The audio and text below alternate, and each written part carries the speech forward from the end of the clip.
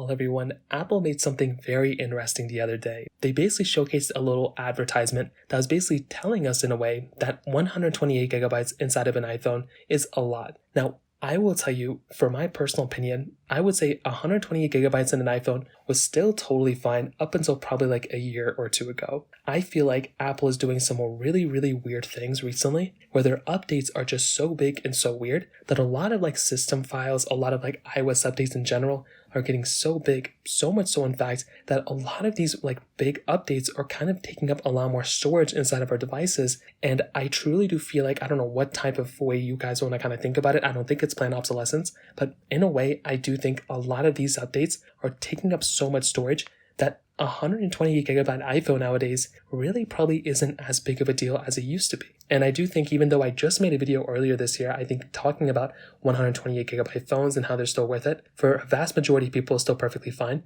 But if these updates are getting so much bigger where they really probably don't need to be, and they're taking up so much storage, and these system files are taking up a lot more storage, I feel like Apple has to either stop making 128 gigabyte iPhones and increase that base storage up to like 256, or decrease the size of these updates, which I don't think they should do because we want more features and everything. So I do feel like Apple, in a way, to kind of, make them stand out against all the other people across the, their competitors, is to increase that base storage model like they did with the iPhone 15 Pro Max, like they did with the iPhone 14, is to increase that up to, 128 gigabyte, increase that up to 256 gigabytes at the bare minimum. They did this with the iPhone 13 a couple of years ago, and I think that's great, but I do think we're due kind of for a time where Apple has to go ahead and increase this up to 256. Now, they don't have to, obviously, they don't have to listen to me, but I do think strategically this would also be a very, very good idea, because when you look at the competition, Google is now giving us 7 years of security updates and software updates. Same thing with Samsung. How is Apple going to go ahead and kind of make themselves stand out against the competition, right?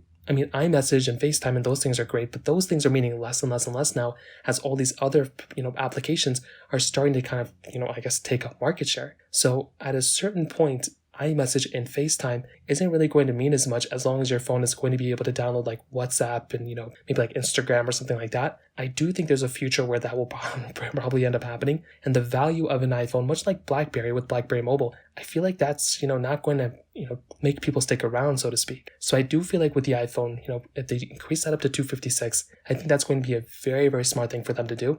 And I would probably implore them to kind of think about it. So that pretty much covers it up there. If you have any other thoughts or questions, let me know in the comment section below. Hit the like button, that would mean so much, but definitely hit that subscribe button. More importantly than everything else, I love every single one of you guys. Hopefully I'll catch you guys in the next video. Peace out till then.